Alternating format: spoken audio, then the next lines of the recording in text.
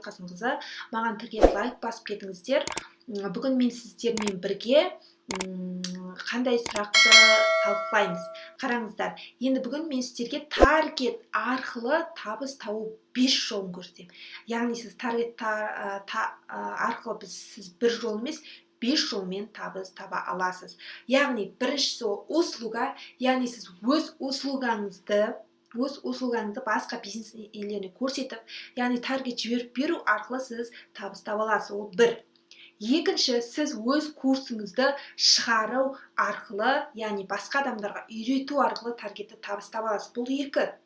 Үшінші, сіз көптеген қазір таргетологтар бар, новичоктар өзінің таргет жіберіп үйреніп жатыр, Facebook блогқа кеткен, соны шығара алмайды, түсінбейді. Сол кезде сіз оған Facebook шығарып беру арқылы табыс табасыз. Ол Facebook'ты сіз бір Facebook'ты 15 мың, 10 мың, 15 мыңға шығарып бере аласыз.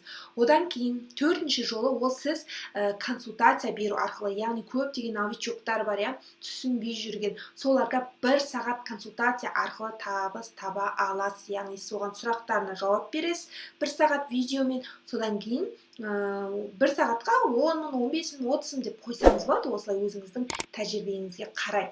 Солай сіз оған консультация беру арқылы табыс таба аласыз. Бесінші бізде кураторство.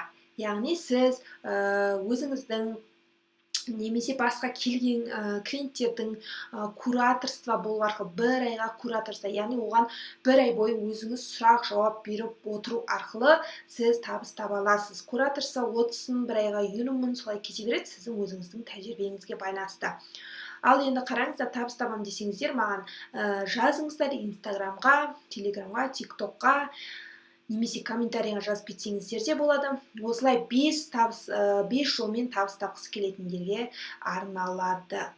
Ал сәттілік, маған тіркеліп қойыңыздар.